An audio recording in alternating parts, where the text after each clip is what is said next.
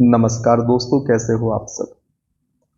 दोस्तों, MP GK की video series के इस वीडियो में हम चर्चा करेंगे हमारी क्लास 4 के बारे में, जो होगी मध्य प्रदेश की पर्वत श्रृंखलाओं से संबंधित। आपके सामने जो मानचित्र बना हुआ है उसमें आप अलग अलग पर्वत श्रृंखलाओं की लोकेशन को लोकेट कर सकते हैं। विस्तार से जब हम इनके बारे में पढ़ेंगे तब आपको बहुत बढ़िया अंडरस्टैंडिंग होगी, यदि सही से आप इस मानचित्र को देख लेते हैं तो। आपको मेरा सजेशन कि वीडियो को 1-2 मिनट के लिए पॉज करके आप इन सभी पर्वतों को, चोटियों को, पर्वत श्रेणियों को लोकेट करने का प्रयास करें। चलिए शुरुआत करते हैं। सबसे पहले बात की जाएगी विंध्याचल पर्वत श्रेणी की, जिसे 3 भागों में बांटा गया है। विंध्याचल, भांडेर और कैमूर। अब एक एक करके हम इनकी चर्चा भी कर लेते हैं। सबसे पहले विंध्याचल। तो दोस्तों, मैप में आपको दिखेगा कि विंध्याचल पर्वत श्रेणी का पश्चिमी भाग है। इसके अंतर्गत, हाँ दोस्तों, ये चीज बहुत महत्वपूर्ण है, आपसे पूछ लिया जाता है कि क्या किसके अंतर्गत आता है। जैसे कि यहां विंध्याचल के अंतर्गत मांडू, असरफी की पहाड़ियां, वांचू पॉइंट, काकड़ी वर्डी, सलकनपुर और भीम बैठिका आते हैं। प्रश्न ऐसे बन सकता है कि अशरफी की पहाड़ी निम्न में से किसके अंतर्गत आती है। 4 विकल्प आपको दे दिए जाएंगे: विंध्याचल श्रेणी, राजपीपला श्रेणी, महादेव श्रेणी, मैकाल श्रेणी। वहां आपको यह जानकारी काम आएगी कि असरफी की पहाड़ियां विंध्याचल पर्वत श्रेणी के अंतर्गत आती हैं। ठीक इसी के साथ साथ मांडू, वांचू पॉइंट, काकड़ी वर्डी, सलकनपुर, भीम बैठिका, ये सभी विंध्याचल के अंतर्गत आती हैं। फिर बात करते हैं भांडेर की। दोस्तों, यह विंध्याचल का मध्य भाग है। इस श्रेणी के अंतर्गत सद्भावना चोटी, जिसे गुडविल कहते हैं, जो कि दमोह में स्थित है, यह आती है और इसकी लंबाई बहुत महत्वपूर्ण है। कितनी है? 752 मीटर है। एमपीपीएससी में यह प्रश्न आ चुका है। इस बात को आपको ध्यान रखना है। दोस्तों, ऊंचाई मुझे बोलना था, मैंने फिर से आपसे एक बार लंबाई बोल दिया। इसकी ऊंचाई कितनी है सद्भावना शिखर की? तो 752 मीटर है। दमोह जिले में स्थित है और भांडेर के अंतर्गत आता है, विंध्याचल पर्वत श्रेणी के। ठीक है, और भांडेर इसका मध्य भाग है। फिर बात करते हैं कैमूर की। तो दोस्तों, विंध्याचल का पूर्वी भाग है, जिसे हम कहते हैं कैमूर। इसके अंतर्गत त्रिकुटा पर्वत आता है, जो कि मैहर में स्थित है। गिद्धराज पर्वत आता है, जो सतना में है। और दोस्तों, यह केन नदी का उद्गम स्थल है। दोस्तों, कैमूर श्रेणी यमुना व सोन के मध्य जल विभाजक का कार्य करती है। बहुत महत्वपूर्ण पॉइंट है यह कि कैमूर जो श्रेणी है, किन 2 नदियों के मध्य जल विभाजक का कार्य करती है? तो कैमूर यमुना एवं सोन नदी के मध्य जल विभाजक का कार्य करती है। अब चर्चा को आगे बढ़ाते हुए हम बात करते हैं सतपुड़ा पर्वत श्रेणी की। दोस्तों, इसे भी 3 भागों में बांटकर देखते हैं। पश्चिमी भाग है, जिसे हम कहते हैं राजपीपला। दक्षिणी और मध्य भाग है, जिसे कहा जाता है महादेव। और दोस्तों, पूर्वी भाग को हम कहते हैं मैकाल। एक एक करके इनकी चर्चा भी हम कर ही लेते हैं। शुरुआत करेंगे राजपीपला से। सभी जानते हैं पश्चिमी भाग है सतपुड़ा श्रेणी का। मानचित्र में भी आप देखेंगे यहां से लेकर यहां तक सतपुड़ा श्रेणी है। तो दोस्तों, ये हो गया पूर्वी हिस्सा, ये हो गया पश्चिमी हिस्सा और ये हो गया मध्य भाग। आप पाएंगे कि राजपीपला सतपुड़ा पर्वत श्रेणी के पश्चिमी भाग में स्थित है और जिसका विस्तार दोस्तों गुजरात एवं मध्य प्रदेश में है और मध्य प्रदेश के बुरहानपुर दर्रे तक यह फैला हुआ है। तो ये चीजें आपको ध्यान रख लेनी है कुछ। फिर दोस्तों, राजपीपला के अंतर्गत अखरानी की पहाड़ियां, बड़वानी की पहाड़ियां, मथवार की पहाड़ियाँ, बीजागढ़ की पहाड़ियाँ, ग्वालगढ़ हिल्स तथा असीरगढ़ की पहाड़ियाँ आती हैं। इतना आपको ध्यान रखना है। अब याद कैसे रखेंगे कि जो भी पहाड़ियाँ राजपीपला के अंतर्गत आती हैं उनको आप सीधा बोलेंगे अखरानी पहाड़ियाँ, तो राइमिंग नहीं बैठती। अखरानी की पहाड़ियाँ, बड़वानी की पहाड़ियाँ, मथवार की पहाड़ियाँ, तो जब की बीच में लगा देते हैं तो राइमिंग और सेंटेंस सही तरीके से बनता हुआ समझ में आता है। बीजागढ़ की पहाड़ियाँ, ग्वालगढ़ हिल्स आप ध्यान रख लेंगे, असीरगढ़ की पहाड़ियाँ। तो जहाँ पर भी की पहाड़ियों वाला आपको सिस्टम देखने को मिले वहाँ आप आराम से राजपीपला लगाएं। बस थोड़ा सा ध्यान रखें कहीं और की पहाड़ी को आप टिक ना कर दें। ठीक है, इस बात को ध्यान रखना है। एक दो बार आप की पहाड़ियाँ करके याद करेंगे तो ऑटोमेटिक आपको डायरेक्टली अखरानी, बड़वानी, मथवार, बीजागढ़, ग्वालगढ़, असीरगढ़ ये सब याद हो जाएगा। शुरुआती तौर के लिए ये निमोनिक्स ठीक है, फिर जब आप एक दो बार रिवाइज करेंगे तो ऑटोमेटिकली आपको सारी चीजें याद हो जाएंगी। ठीक है, फिर बात करते हैं दोस्तों राजपीपला श्रेणी की सर्वोच्च चोटी है कौन सी? चूलगिरी। कितनी ऊंचाई है? 1215 मीटर है। किस जिले में है? बड़वानी जिले में है। क्या ध्यान रखना है? चूलगिरी। चूलगिरी है राजपीपला की सबसे ऊंची चोटी। ऊंचाई है 1215 मीटर। किस जिले में स्थित है? बड़वानी जिले में स्थित है। इन चीजों को ध्यान रखना है। और एक चीज और याद रख लें कि जो असीरगढ़ है दोस्तों, इसे दक्षिण का प्रवेश द्वार कहा जाता है। राजपीपला समाप्त। उम्मीद है सारी चीजें क्लियर होंगी। अब बात की जाएगी महादेव की। मैप तो आपने देख ही लिया है, मध्य भाग है, अब तो आप भी जानते हैं। और महाराष्ट्र व मध्य प्रदेश में खंडवा से सिवनी तक विस्तृत है या फैला हुआ है। अब इसके अंतर्गत की पहाड़ियों वाला सिस्टम नहीं है, आपको राइमिंग भी नहीं दिख रही होगी, तो की पहाड़ियों वाला सेगमेंट राजपीपला को दे दिया। मथवार की पहाड़ियाँ, बीजागढ़ की पहाड़ियाँ, ग्वालगढ़ की पहाड़ियाँ, असीरगढ़ की पहाड़ियाँ, बड़वानी की पहाड़ियाँ, अखरानी की पहाड़ियाँ। मैं बार बार क्यों बोल रहा हूँ? ताकि आपको ध्यान रह जाए। ठीक है, अब फिर महादेव में दोस्तों एक बार में चार चार अक्षरों के नाम देखने को मिलेंगे। की पहाड़ियों वाली फीलिंग नहीं आएगी। जैसे धूपगढ़, पचमढ़ी, चौरागढ़, नंदीगढ़, कालीभीत, बैतूल आदि पर्वत चोटियां महादेव के अंतर्गत आती हैं। आप ऐसा पढ़ सकते हैं पचमढ़ी की पहाड़ियां, लेकिन अक्सर कहाँ सुना हमने सुना है बड़वानी की पहाड़ियां, अखरानी की पहाड़ियां, नंदीगढ़ सुना है हमने, नंदीगढ़ की पहाड़ियां कहाँ सुना? जब नहीं सुना तो उसको हम इस सेगमेंट में डालेंगे भी नहीं, वो राजपीपला के लिए समर्पित कर दिया। और धूपगढ़, पचमढ़ी, चौड़ागढ़, नंदीगढ़, कालीभीत ये सभी महादेव में है। एक और ट्रिक बना सकते हो, ग्वालगढ़, असीरगढ़ को छोड़ दें तो बाकी जितनी ये डा वाली पहाड़ियां हैं, बीजागढ़ को भी छोड़ दें, ये महादेव में आए। दोस्तों पूरे ही तो छूट गए। आप इसी प्रकार से याद करें, ठीक, की पहाड़ियां और इस प्रकार से अलग तरीके से। हालांकि आपको याद भी हो गई होंगी, काफी बार मैंने रिवाइज करा दिया ऊपर की पहाड़ियों को। ठीक है, अब ध्यान रखें इस क्षेत्र की सबसे ऊंची चोटी है कौन सी? धूपगढ़। और ये मध्य प्रदेश की भी सबसे ऊंची चोटी है। किस जिले में आती है ये हमें आप बताएंगे, और इसकी ऊंचाई कितनी है ये भी आप ही हमें बताएंगे। कहाँ बताएंगे? कमेंट सेक्शन में। जब मैं क्वेश्चन मार्क बनाऊं इसका मतलब होता है भाई कमेंट में आपको आंसर दे देना है, जो उसके पहले चीज बोली गई है, पूछी गई है। ठीक है, खैर आपको देने की आवश्यकता नहीं, आपको आंसर भी मिलेगा। फिर दोस्तों मैकाल, बाकी दे तो बढ़िया चीज है, आपका रिवीजन होगा, मुझे मोटिवेशन मिलेगा। मैकाल दोस्तों पूर्वी भाग है। अब तो ये फैक्ट मुझे बताना ही नहीं चाहिए, पहले ही मैंने डिस्कस कर लिया। और दोस्तों इसका विस्तार मध्य प्रदेश के सिवनी से छत्तीसगढ़ तक है। याद रखना है दोस्तों, मैकाल पर्वत। ठीक, श्रेणी इसकी पूर्वी सीमा अर्धचंद्राकार है और इसके अंतर्गत दोस्तों अमरकंटक, किरार घाटी, अचानक मार आते हैं। ध्यान रखना है दोस्तों, अमरकंटक मैकाल के अंतर्गत आता है।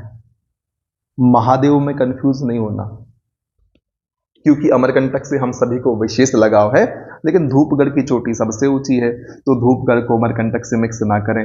धूपगढ़ महादेव में स्थित है और अमरकंटक मैकाल के अंतर्गत आता है, यहां कंफ्यूज नहीं होना। और दोस्तों जो अमरकंटक है वो मैकाल की सबसे ऊंची चोटी है। धूपगढ़ है वो पूरे मध्य प्रदेश के साथ साथ महादेव की भी सबसे ऊंची चोटी है। अब भाई पूरे मध्य प्रदेश की जब सबसे ऊंची चोटी है जिसकी ऊंचाई 1350 मीटर है धूपगढ़ की, तो महादेव की तो ऑटोमेटिकली सबसे ऊंची चोटी हो गई, कॉमन सेंस वाली बात है।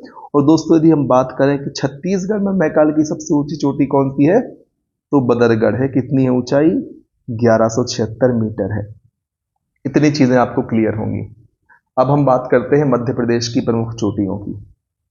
ठीक, वीडियो यदि आपको बढ़िया लग रहा है, आपके काम का लग रहा है, तो कमेंट सेक्शन में दोस्तों हमें जरूर अवगत कराएं। कमेंट में ज्यादा समय नहीं लगता, आप किसी भी प्रकार से थंब इंप्रेशन देके हमें अवगत करा सकते हैं, आपका ज्यादा समय नहीं जाएगा। और लाइक करने में तो और भी कम समय जाता है, बीच में कभी वीडियो में ऐड आता है उतने में आप लाइक कर सकते हैं। 5 सेकंड में आप स्किप करेंगे, उतने में आप लाइक कर दें 5 सेकंड के वेट में, तो उससे हमारा भी मनोबल बना रहेगा और लगातार हम मेहनत करते रहेंगे। और सभी वीडियो को बराबर प्यार दें। पहले वीडियो में हमने आपका उत्साह देखा, इसलिए फिर हमने श्रृंखला को जारी रखा, तो अपना उतना ही उत्साह और हर वीडियो में आपका उत्साह बढ़ना चाहिए, इस चीज को आप ध्यान रखें। ठीक है, तो दोस्तों मध्य प्रदेश की सबसे ऊंची चोटी धूपगढ़, ऊंचाई है 1350 मीटर। कहां पर है दोस्तों? महादेव। ठीक ठीक, आप जिले भी बताएं, जितनी जानकारी आपको इनफैक्ट के बारे में एडिशनल है वो कमेंट सेक्शन में बता दें। ठीक है, सतपुड़ा की सबसे ऊंची चोटी कौन सी है? धूपगढ़ है। मध्य प्रदेश की भी धूपगढ़ है, पूरे सतपुड़ा की भी, और महादेव की तुम समझ ही गए, 1350 मीटर ऊंचाई है। मैकाल की सबसे ऊंची चोटी अमरकंटक है। ठीक है, कितनी ऊंचाई है? 1067 मीटर है। छत्तीसगढ़ में मैकाल की सबसे ऊंची चोटी है बदरगढ़, 1176 मीटर। राजपीपला की सबसे ऊंची कौन सी है? चूलगिरी है। कितनी है? 1215 मीटर। बुंदेलखंड पठार की सबसे ऊंची चोटी कौन सी है? सिद्ध बाबा की चोटी है। ऊंचाई कितनी है? 1172 मीटर। मालवा पठार की सबसे ऊंची चोटी कौन सी है? सिगार। ऊंचाई कितनी है? 881 मीटर। विंध्याचल पर्वत की सबसे ऊंची चोटी कौन सी है? सद्भावना या गुडविल। ऊंचाई कितनी है? 752 मीटर। फिर मध्य भारत पठार या ग्वालियर चंबल पठार की सबसे ऊंची चोटी कौन सी है? टोंगरा, शिवपुर जिले में स्थित है। इसकी ऊंचाई है 430 मीटर। फिट में क्यों दे दी दोस्तों? 1411 फीट। ठीक है, इतना आपको ध्यान रख लेना है। ठीक दोस्तों, आपने ऊंचाई सुन तो ली है पर्वतों की। अब एक बार हम मैप में इनकी ऊंचाई को भरने का प्रयास करते हैं। सबसे पहले दोस्तों आप हमें आंसर दें, गोपांचल पर्वत कहाँ स्थित है? सिगार चोटी की ऊंचाई हमने कितनी पढ़ी? 881 मीटर पड़ी। चूलगिरी की ऊंचाई कितनी है? 1215 मीटर है। ठीक, धूपगढ़ की ऊंचाई कितनी हमने देखी है? 1350 मीटर। सद्भावना चोटी की लंबाई कितनी है? 752 मीटर, दमोह जिले में स्थित है। अमरकंटक चोटी की ऊंचाई हमने देखी थी शायद 1067 मीटर के आसपास। ठीक है, तो इन ऊंचाई को आपको ध्यान रखना है, जिले भी आपको ध्यान रखने हैं। मैंने रिवीजन करने के हिसाब से आपको एक बार फिर से इनको बता दिया। कुछ चीजों की चर्चा हम और कर लेते हैं। आप यहां देख सकते हैं, ये बीच में नर्मदा नदी है और ये फिर ताप्ती नदी है। अब क्या समझना है कि जो नर्मदा नदी है वो विंध्याचल और सतपुड़ा श्रेणी के बीच में प्रवाहित होती है, और ताप्ती नदी दोस्तों मध्य प्रदेश की दक्षिणी सीमा को बनाती है। ठीक है, तो ताप्ती नदी सतपुड़ा और अजंता पर्वत श्रेणी के बीच में स्थित है। यहां पर आपके लिए कुछ बातें लिखी हुई हैं, तुम बस एक बार सरकारी एग्जाम निकाल कर देखो, अनजान लोग भी तुमसे दूर के रिश्ते निकालने लग जाएंगे। ये बात बिल्कुल सही है। जब आप सिलेक्ट हो जाएंगे तो जो लोग आपको नहीं भी जानते, आपके शहर के लोग आपसे कहेंगे या किसी से भी कहेंगे कि भाई जिसका भी सिलेक्शन हुआ ABCD हमारे जिले का रहने वाला। आपने खुद सुना होगा, हम खुद जब कोई सिलेक्ट हो जाता है तो हम खुद कहते हैं कि भाई हमारे शहर का है, हमारे मोहल्ले का है, तो ऑटोमेटिकली हम लोग कनेक्शन बिल्ड करने लग जाते हैं। तो जब आप सिलेक्ट हो जाएंगे तो आपके साथ भी ऐसा ही कुछ होने वाला है। तो बस वो दिन ज्यादा दूर नहीं है, आपको मेहनत करते रहना है और आगे बढ़ते रहना है। एक बात और आपको ध्यान रखना है, जो पढ़ाई होती है कभी मन से नहीं होती, पढ़ाई होती है अनुशासन से। लोग नहीं बोलते हैं कि पढ़ाई करने का मन नहीं करता, भाई पढ़ाई मन से होती ही नहीं है। पढ़ाई होती है आदत से, पढ़ने की आदत, बैठने की आदत से। आपको इस तरह से चीजों को सोचना होगा। जो मजदूर होता है, जब पहली बार मजदूरी करने जाता होगा, उसका मन करता होगा मजदूरी करने का? नहीं करता होगा। पहले दिन काम करता होगा, दूसरे दिन काम करता होगा, हाथ पैर दर्द से टूटते होंगे, मन नहीं करता। लेकिन फिर भी एक मजदूर मजदूरी क्यों करता है? ताकि वो शाम को घर आकर खाना खा पाए। यदि मजदूरी नहीं करेगा तो खाना नहीं मिलेगा। और आपने देखा होगा कि कुछ समय बाद वही मजदूर रोज काम करके आता है और एक लंबा समय गुजरने के बाद वो खुद कहता है कि साहब अब तो आदत सी पड़ गई है काम करने की। तो इसी प्रकार से पढ़ाई है। आपका मन नहीं कर रहा, लेकिन आपको सिलेक्शन लेना है। सिलेक्शन की भूख आपके अंदर होनी चाहिए। आपको सिलेक्शन लेना है। तो जैसे मजदूर को स्टार्टिंग में मजदूरी करने का कौन 20-20 किलो के तसले भर भर के रेत गिट्टी उठाना चाहेगा? उसका मन नहीं करता था, वो थक जाता था। लेकिन लगातार वही काम करना पड़ा उसको, क्योंकि उसको डेली शाम को खाना खाना है, तो उसकी आदत पड़ गई। फिर जो थकता था, जो उसको दर्द होता था, उसकी सहने की क्षमता बढ़ गई। तो इसी प्रकार से पढ़ाई होती है। हम सोचेंगे हमारा पढ़ाई करने में मन लग जाएगा, भाई मन लगाने के लिए बहुत सारी दूसरी ऐसी चीजें हैं जो ज्यादा आसान है। मन वहां लगता है जहां दिमाग नहीं लगता। सीधी सी बात है। पिक्चर देखने हम जाते हैं, सारी चीजें सामने चलती हैं, वहां दिमाग लगता नहीं है हमारा, इसलिए वहां पर हमारा मन लग जाता है। तो पढ़ाई में जब आप स्टार्टिंग में बैठेंगे तो आपको थकावट होगी, मन नहीं करेगा। लेकिन सिलेक्शन लेना है आपके लिए, सिलेक्शन की आपकी उद्देश्य की भूख है। तो जब आप निरंतर जबरदस्ती वो काम करेंगे, जैसा मजदूर करता है शुरुआत में, हार रहा है, थक रहा है, टूट रहा है, फिर भी काम कर रहा है, तो शुरुआती दिनों में जब आप जबरदस्ती पढ़ाई करेंगे तो एक समय ऐसा आएगा कि आपकी पढ़ने की आदत हो जाएगी। आप खुद कहोगे कि अब आदत ही हो गई है, 10-12 घंटे, 4 से 8-10 घंटे जितना भी आप बैठते हैं, आप आराम से बैठ पाएंगे। क्योंकि फिर वो अनुशासन आपका बिल्ड हो जाएगा। जैसे एक मजदूर का अनुशासन होता है, भाई दिन भर काम नहीं करेगा, शाम को खाना नहीं मिलेगा, तो पूरे अनुशासन से वो जाता है काम करने के लिए। तो बस वही भूख आपकी आपके एग्जाम के लिए होनी चाहिए, और वही अनुशासन जो एक मजदूर दिखाता है आपकी पढ़ाई के प्रति होना चाहिए कि भाई यदि पढ़ाई नहीं करेंगे तो जो अरमान हमने अपने मन में दिमाग में पाले हैं उनकी पूर्ति नहीं हो पाएगी, वो कभी पूरे ही नहीं होंगे। तो इस भूख के साथ आप पढ़ाई करेंगे, अनुशासन के साथ। मन से पढ़ाई नहीं होती भाई, ध्यान रख लेना आप। अनुशासन के साथ आप पढ़ाई करेंगे तो पढ़ने की आपकी आदत हो जाएगी, और जब आदत हो जाएगी तो आपका सिलेबस भी जल्दी कवर होगा। इस बात को आपको ध्यान रखना है। यहाँ मोटिवेशनल चीजें लिखी हुई थी, तो मुझे लगा इस बारे में भी आपसे थोड़ी सी चर्चा कर ली जाए कि भाई पढ़ाई मन से नहीं, पढ़ाई अनुशासन से होती है। मन नहीं कर रहा फिर भी बैठना है आपके लिए। जब लगातार बैठोगे, मन नहीं करेगा, तो एट द एंड आपका मन मर जाएगा और दिमाग काम करने लग जाएगा, आपकी आदत बन जाएगी। जैसा मजदूर है, नहीं करता भाई पहले दूसरे दिन शुरुआत में किसी का काम, मन मजदूरी करने का, लेकिन धीरे धीरे आदत पड़ जाती है कि भाई शाम को खाना भी तो खाना है। तो वही आपका खाना क्या है? आपका एग्जाम है, आपका एम है। इस चीज को ध्यान रखना है। यदि बात आपको सही लगी हो और आप इस बात का समर्थन करते हैं तो कमेंट सेक्शन में जरूर बताएं दोस्तों। फिर इस प्रकार से हम चीजों की चर्चा करते रहेंगे। अब बात करनी है एग्जाम प्रीमियर लीग की। इसकी एग्जाम प्रीमियर लीग ईपीएल की। सबसे पहले गिद्धराज पर्वत कहां पर है? सतना जिले में स्थित है, और सतना जिले के रामनगर तहसील के देवराज नगर में स्थित है। और दोस्तों भोपाल शहर श्यामला, न्योरी, अरेरा, कटारा एवं ईदगाह पहाड़ियों पर बसा हुआ है। तो ऑटोमेटिकली ये पहाड़ियां कहां स्थित हो गई? भोपाल में स्थित हो गई। ठीक है। फिर नरो हिल्स सतना जिले में स्थित है, जो अपनी जैव विविधता के लिए प्रसिद्ध है। कौन सी हिल? नरो हिल। कहां पर है? सतना जिले में स्थित है, जैव विविधता के लिए प्रसिद्ध है। फिर दोस्तों मध्य प्रदेश की सबसे ऊंची चोटी है धूपगढ़। लंबाई तो रट गई होगी आपको, पचमढ़ी में होशंगाबाद जिले में स्थित है। अब ये जिला मैं आपसे पूछ रहा था, है ना? आपने कमेंट कर दिया होगा, मुझे ऐसी उम्मीद है, क्योंकि इसके बाद हमने इसको पढ़ा है। लांजी हिल्स बालाघाट, लमेटा हिल्स जबलपुर, गोपांचल पर्वत ग्वालियर, मैकाल रेंज में सबसे ज्यादा खनिज मिलते हैं।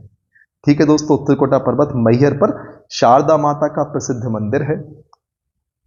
फिर दोस्तों भारत के राष्ट्रगान में विंध्याचल पर्वत का नाम आता है। विंध्याचल पर्वत में चूना पत्थर के अधिक भंडार पाए जाते हैं, जिससे इसके इर्द गिर्द सीमेंट फैक्ट्रियों का विकास हुआ है। आसपास ही क्यों हुआ? दोस्तों, ऐसी सभी फैक्ट्रियां जिनमें बहुत भारी कच्चे माल की आवश्यकता होती है, वे कच्चे माल के जहां खदानें होती हैं, स्रोत होते हैं, उनके आसपास ही स्थित होती है, क्योंकि उस कच्चे माल के परिवहन में काफी सारा संसाधनों का व्यय हो जाता है। तो उस ही क्षेत्र के आसपास ऐसी फैक्ट्रियां विकसित होती हैं। इस चीज को आपको ध्यान रख लेना है। एक बार फिर से हम देख लेते हैं। नरो hills Satna, Lanji hills Balaghat, Lameta Jabalpur, Gopanchal Gwalior, Maikal range में सबसे ज्यादा खनिज मिलते हैं। त्रिकुटा पर्वत मैहर में है। विंध्याचल का नाम हम सभी जानते हैं, राष्ट्रगान में आता है।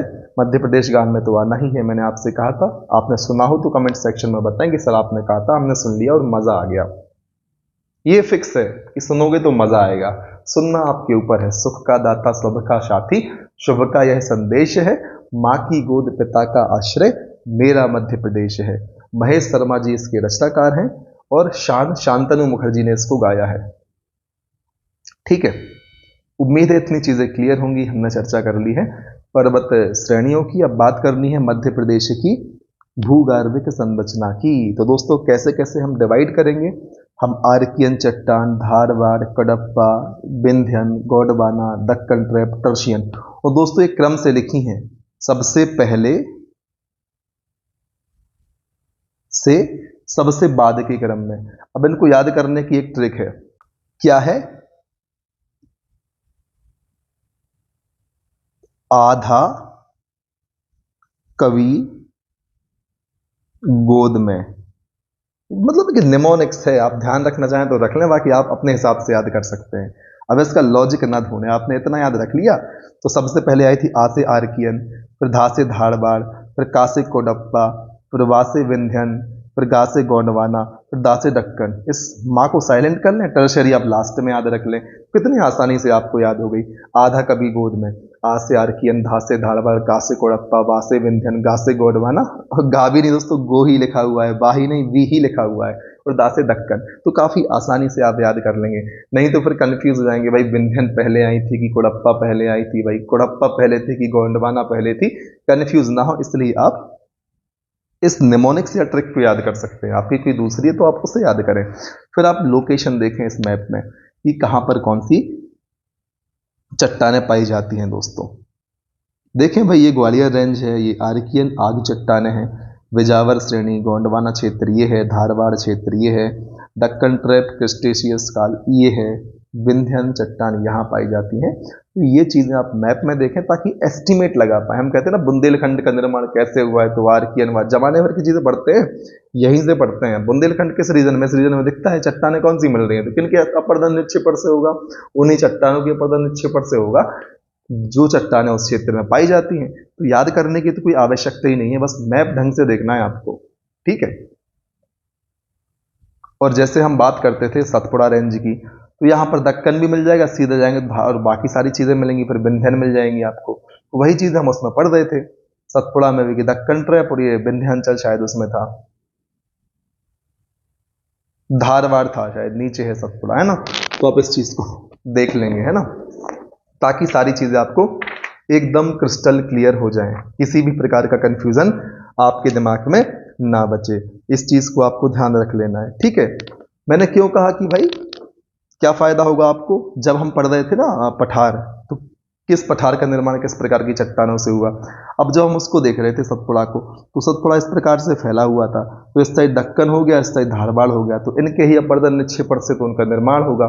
तो वही कॉमन सेंस आपका डेवलप होगा। इस प्रकार से चीजों को आप देखेंगे तो सबसे पहले बात करते हैं आर्कियन चट्टानों की। वो आधा कवि गोद में आपको ध्यान रखना है। ठीक है, लिख देता हूं मैं फिर से।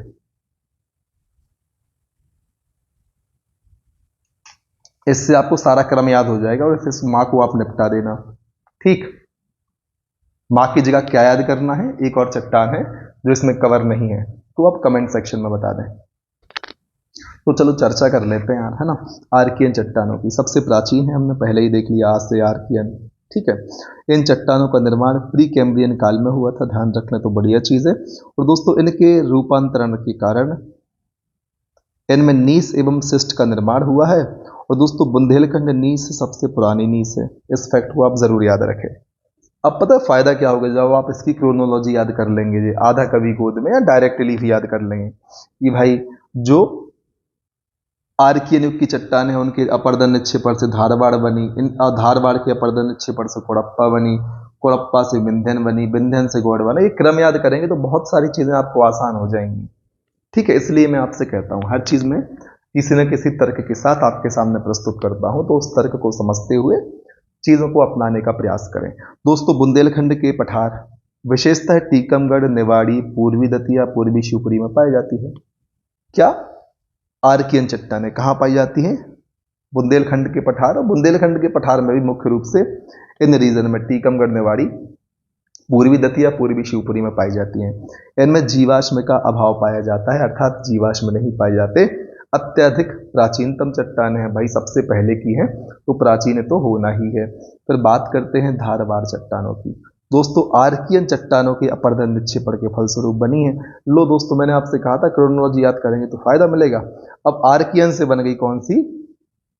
धारवाड़ चट्टानें। ठीक है, अत्यधिक रूपांतरित होने के कारण इनमें भी जीवाश्मों का अभाव है, सारे जीवाश्म निपट गए। ठीक है, यह सकोली श्रेणी, चिल्पी श्रेणी एवं सौसर श्रेणी में पाई जाती है। अब प्रश्न उठेगा सकोली श्रेणी किस जिले में फैली है? जबलपुर। चिल्पी कहां पर है? बालाघाट। सौसर कहां पर है? छिंदवाड़ा। इनको जरूर ध्यान रखना है। सकोली कहां पर है? जबलपुर।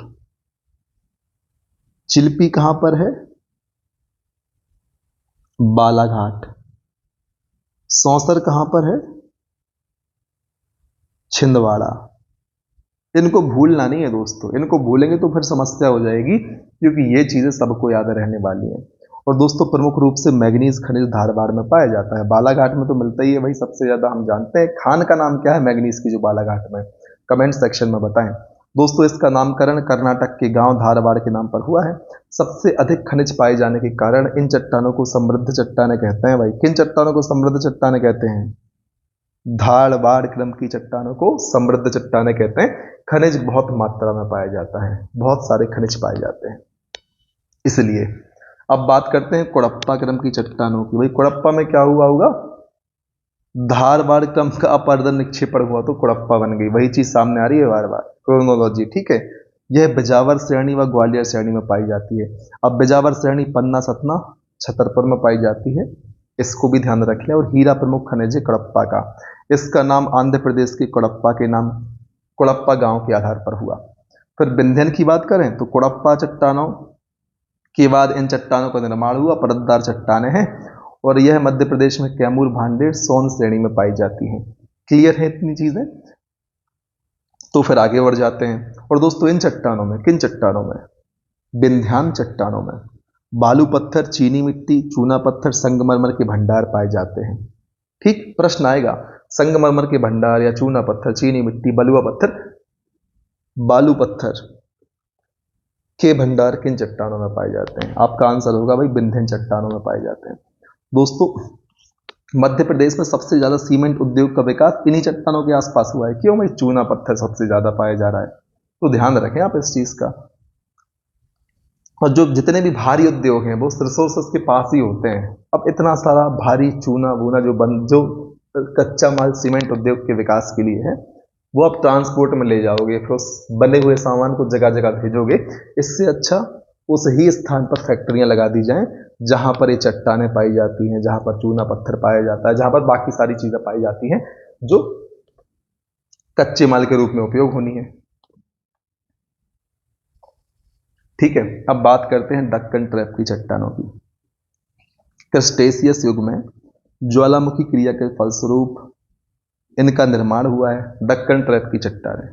ठीक है, इन चट्टानों में बॉक्साइट, स्फटिक और डोलोमाइट अपर्दन से काली मिट्टी का निर्माण हुआ है। इस चीज को आपको ध्यान रखना है। ठीक है, इन्हें बेसाल्ट चट्टानें भी कहते हैं और यह मध्य प्रदेश के पश्चिमी क्षेत्र मालवा में पाई जाती हैं। इतना आपको ध्यान रख लेना है। ज्वालामुखी क्रियाओं के फलस्वरूप जो उद्भेदन हुआ, ये जमीन थी, ज्वालामुखी उद्भेदन के कारण जो परत जमा हो गई है, जो चट्टानें बनी हैं, उसे कहते हैं दक्कन ट्रैप की चट्टानें। पश्चिमी क्षेत्र में पाई जाती हैं और इन्हें हम बेसाल्ट चट्टानें भी कहते हैं। इतना आपको ध्यान रख लेना है। फिर बात करते हैं गोंडवाना चट्टानों की। दोस्तों गोंडवाना क्रम की चट्टान ऊपरी कार्बोनिफेरस युग से लेकर जुरासिक युग तक इनका निर्माण हुआ है। यह पैंच घाटी, सोन घाटी, जबलपुर व बघेलखंड में पाई जाती हैं। कोयला गोंडवाना चट्टानों में पाया जाता है। चूना पत्थर कहाँ पाया जाता था? विंध्यान में, ठीक है। हीरा कहाँ पाया जाता था? कुड़प्पा में। कोयला कहाँ पाया जाता है? गोंडवाना में। उम्मीद है इतनी चीजें क्लियर होंगी। टर्शरी की बात और हम कर लेते हैं। सबसे नवीन चट्टानें हैं, प्रायः नदी घाटी में, विशेषतः नर्मदा सोन घाटी में पाई जाती हैं। अब इतना डिटेल में हमने पढ़ लिया, आपको ऑटोमेटिक याद हो गई होगी। जो हमने यहाँ पर ट्रिक लिखी थी कि आर्कियन से धारवाड़, धारवाड़ से कुड़प्पा, कुड़प्पा से विंध्यन, यहाँ पर वो चीज़ फॉलो नहीं हो रही है, यहाँ पर लिखा भी नहीं है। बस क्रम को आपको ध्यान रखना है, तो आप इसको ध्यान रख सकते हैं। बाकी निमोनिक्स तो आपको बेनिफिट करेंगे ही आपके एग्जाम में, बेनिफिशियल होना ही है। अब बात कर लेते हैं मध्य प्रदेश की भूवैज्ञानिक संरचना के युग और प्रमुख शैल समूह को एक नजर में। तो दोस्तों नवीन युग में शैल समूह एलुवियम, प्लीस्टोसीन युग में पुरातन एलुवियम तथा लेटेराइट। दोस्तों मैं खुद पहली बार पढ़ रहा हूं उनको। लोअर ईओसीन, अपर क्रिस्टेशियस युग में दक्कन ट्रैप तथा अंतर ट्रैपियन शैल समूह हैं। लोअर क्रिस्टेशियस तथा मध्य ट्रियासिक युग में ऊपरी गोंडवाना शैल समूह। दोस्तों इतने डिटेल में नहीं पढ़ा मैंने, क्रिस्टेशियस, ट्रियासिक ये सब युग पढ़े हुए हैं, लेकिन इतने डिटेल में नहीं पढ़ा कि भाई ऊपरी गोंडवाना, लोअर गोंडवाना, ठीक है। तो लोअर ट्रियासिक, अपर कार्बोनिफेरस युग में लोअर गोंडवाना शैल समूह, कैम्ब्रियन युग में अपर विंध्यन शैल समूह, लेट प्री कैम्ब्रियन युग में लोअर विंध्यन शैल समूह कुड़प्पा, अर्ली प्री कैम्ब्रियन युग में धारवाड़ तथा तुल्य शैल समूह, आर्कियंस युग में ग्रेनाइट तथा नीस शैल समूह। अब दोस्तों यहां पर आपको इसका लोड लेना चाहिए कि हमें याद हो रहा है कि नहीं हो रहा।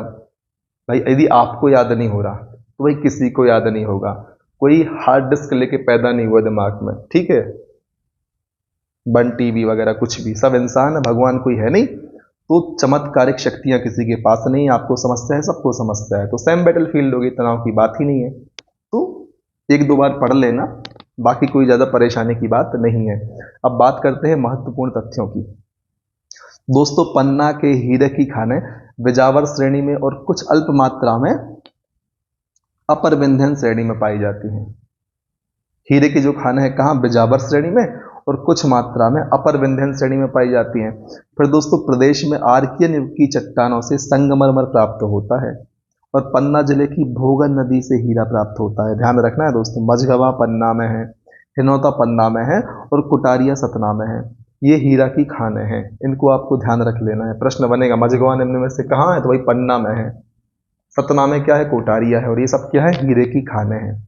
फिर दोस्तों बात करते हैं कुड़प्पा शैल के ग्वालियर उपक्रम क्षेत्र के निचले भाग को पार और ऊपरी भाग को मोरार कहा जाता है। अब पार और मोरार क्या है? ग्वालियर उपक्रम क्षेत्र के निचले भाग को पार कहते हैं कुड़प्पा शैल समूह के, और ऊपरी भाग को मोरार कह देते हैं। इतना आपको ध्यान रखना है और इसी के साथ हमारा यह टॉपिक खत्म होता है। तो फिर आपको करना क्या है? आपको यदि वीडियो से बेनिफिट हुआ है तो आपको इस बेनिफिट को शेयर करना है आपकी ही तरह तैयारी करने वाले दूसरे विद्यार्थियों के साथ। वीडियो यदि अच्छी लगी, आपको पढ़ाने का तरीका भी बढ़िया लगा, तो वीडियो को लाइक कर देना है, चैनल को सब्सक्राइब करना है, साथ ही साथ बेल आइकन भी प्रेस करना है, ताकि आने वाले समय में जितने भी वीडियोस हम अपलोड करते हैं अपने चैनल पर, उनके नोटिफिकेशन तो कम से कम आपके पास समय पर पहुंचे और आप समय पर एक्सेस ले पाए वीडियो का। और दोस्तों मैं कभी नहीं कहता, भूल जाता हूं बोलना, टेलीग्राम चैनल भी अपना बना हुआ है, आप उसको भी ज्वाइन कर सकते हैं। हर वीडियो के डिस्क्रिप्शन में आपको टेलीग्राम चैनल की लिंक मिल जाएगी, तो वहां से भी आप ज्वाइन कर सकते हो। वहां पर काफी सारा कंटेंट हम आपको इधर उधर से ढूंढ के डालते रहते हैं, कुछ खुद सर्च कर लेते हैं, कुछ इधर उधर के ग्रुप से आप शेयर कर देते हैं ताकि आप तक जानकारी पहुंच जाए, ठीक है। तो टेलीग्राम चैनल को भी ज्वाइन करें, वीडियो की लिंक भी उसमें हम हमेशा डाल ही देते हैं। आपका फायदा ही फायदा है, आप उसे ज्वाइन जरूर कर लो। और हमें तो मोटिवेशन मिलना ही है आपके इन गतिविधियों से, जो सकारात्मक रूप से हमारे चैनल के प्रति, हमारे प्लेटफॉर्म के प्रति आप दिखाते हैं। कमेंट करते रहें, डाउट पूछते रहें, मेहनत करते रहें, लगातार आगे बढ़ते रहें, तब तक ना रुकें जब तक आपको आपका लक्ष्य प्राप्त नहीं होता। जय हिंद, वंदे मातरम।